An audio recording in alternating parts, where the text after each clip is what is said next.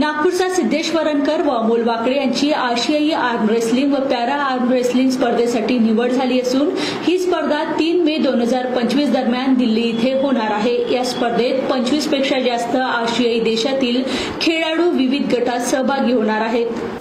नागपुरातील सिद्धेश वरणकर व अमोल वाकळे यांचा जे आहे आशियाई आर्म रेसलिंग व पॅरा आर्म रेसलिंग या स्पर्धेसाठी निवड झालेली आहे। खरं तर या स्पर्धेत 25 पेक्षा जास्त देशातील विद्यार्थी जे आहे सहभाग घेणार आहे आणि नागपूरकरांसाठी ही खूप अभिमानाची बाब आहे की तुमची देखील निवड झाली। सर्वात आधी तर तुमचं खूप खूप अभिनंदन। थँक्यू। अमोल दादा तुमचं पण खूप धन्यवाद।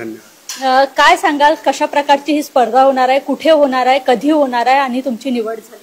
ही 3 ते 11 तारखेपर्यंत होणार आहे मे मध्ये इन दिल्ली। कुठल्या वयोगटासाठी तुझी निवड झाली? माझी अंडर 15 सब ज्युनियर अंडर 45 kg। काय सांगशील यापूर्वी अशा प्रकारच्या किती स्पर्धा तू दिल्या? आणि मी यापूर्वी 3 स्पर्धा दिल्या, 2 नॅशनल आणि 2 स्टेट्स आणि डिस्ट्रिक्ट पण। आणि यासाठी तुला कोणी सपोर्ट केला, प्रोत्साहन दिलं आणि काय सांगशील कोण आदर्श आहे? यासाठी असोसिएशन सगळेच लन चांगले आहेत। आम्हाला आनंद सर देतात, सचिन सर ट्रेनिंग देतात, शिबू सर आहेत, सगळेच ट्रेनिंग देतात। नक्कीच आपल्यासोबत अमोल दादा देखील आहे। दादा काय सांगणार? खरं तर या फील्डकडे लोकांचा बघण्याचा एक दृष्टिकोन वेगळा आहे। खूप कमी विद्यार्थी जे आहे याकडे वळतात, तुमची यात निवड झाली, काय सांगणार? माझं असं व्यक्तिगत मत आहे की खेळाच्या प्रत्येक व्यक्ती जो आहे तो खेळाडू राहतो आणि त्यांनी खेळाकडे लक्ष द्यायला पाहिजे। आता मी व्यावसायिक आहे, दिव्यांगांसाठी काम करणारा, दिव्यांगांमध्ये BJP मध्ये ॲक्टिव्ह कार्यकर्ता आहे आणि सोबतच गेम्समध्ये सुद्धा आहे। तर यामध्ये आमची निवड झालेली आहे, ज्यामध्ये मी मागे नॅशनल खेळलेलो होतो ग्वालियरला, तिथे 2 स्वर्णपदक मला मिळाले। त्याच्या व्यतिरिक्त स्टेट खेळलो, त्यामध्ये स्वर्णपदक मिळाले। आणि आता या सगळ्या ॲक्टिव्हिटीज पाहून असोसिएशनतर्फे मला दिल्लीला पाठवलं जात आहे या आर्म रेसलिंग गेम्समध्ये, जे 2025 मध्ये यावर्षी भारतामध्ये होत आहे दिल्ली येथे। कुठल्या वयोगटात तुमची निवड? माझी बेसिकली महाराष्ट्रामधून 4 प्लेयर्स सिलेक्शन झालेले आहेत, जे दिव्यांग आहे, त्या दिव्यांगापैकी एक मी दिव्यांग आहे, ज्यामध्ये माझी निवड झालेली आहे। आणि 3 जे आहे ते सदृढ आहे। माझी जी निवड झालेली आहे ती 70 वेट कॅटेगरीमध्ये झालेली आहे। दादा खरं तर फार अभिमानाची गोष्ट आहे की तुम्ही दिव्यांगासाठी काम करता। दादा काय सांगाल, एक नॉर्मल व्यक्ती देखील या पॅरा रेसलिंगकडे वळत नाही, तुम्ही दिव्यांगासाठी काम करता, ही फार अभिमानाची गोष्ट आहे आणि तुम्ही त्यात वळला आहे। आणि काय आव्हान कराल की नॉर्मल आणि जे दिव्यांग लोक आहेत त्यांनी याकडे वळलं?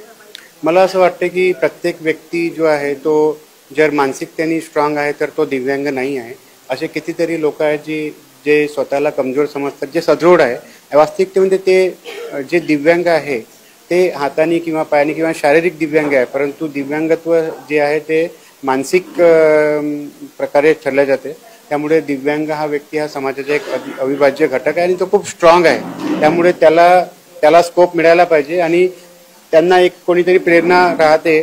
बरेचसे लोक आता पूर्ण महाराष्ट्रातून मला फोन करतात दिव्यांगांच्या प्रॉब्लेम सॉल्व्ह करण्याकरता, त्यावरती आम्ही सतत कंटिन्युअस कार्य करत राहतो। त्यामधून हे दाखवण्याचा प्रयत्न करतो की कोणीही व्यक्ती कमजोर नाही, सगळे लोक स्ट्रॉंग आहे, फक्त आपल्याला पाहण्याचा जो नजरिया आहे तो बदलायचा आहे। तुमच्या शब्दात आम्हाला हे तर कळलं की तुम्ही मेंटली खूप स्ट्रॉंग आहे, पण तरी देखील तुम्हाला कुणाकडून हे प्रोत्साहन मिळालं आणि तुमच्या यशाचं श्रेय जर द्यायचं झालं ते कुणाला? म्हणजे यशाचं श्रेय तर सगळ्यात अगोदर मी माझ्या आईवडिलांना देईल, जे मला प्रत्येक क्षणाला मध्ये मोटिवेट करतात, गाईड करतात।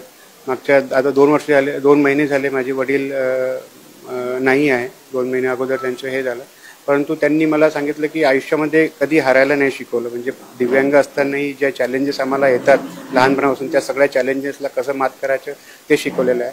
त्यानंतर असोसिएशनचे जे आमचे महाराष्ट्र आर्म रेसलिंग असोसिएशन आहे, यांचे मला खूप पुढाकार आहे, यांचा सपोर्ट आहे, ज्यामध्ये आनंद डाबरे सर, सचिन महात्मे सर आणि वरणकर सर, दिनूभाऊ उपासनी, अभिषेकजी कारंगीवार, हे सगळे या क्षेत्रातले जे आहे ते व्यावसायिक खेळ क्षेत्रातले महान म्हणजे चांगले लोक आहे, जे आम्हाला गाईड करतात। नक्कीच तर नागपूरकरांसाठी फार अभिमानाची गोष्ट आहे की 25 देशातील खेळाडूंसोबत नागपूरकर देखील खेळणार आहे आणि त्यांचं जे आहे दिल्ली येथे स्पर्धा होणार आहे आणि त्यासाठी जे आहे अमोल दादा आणि सिद्धांतचं जे आहे सिलेक्शन झालेलं आहे। VKB न्यूजसाठी स्वीटी कांद्रेकर, नागपूर।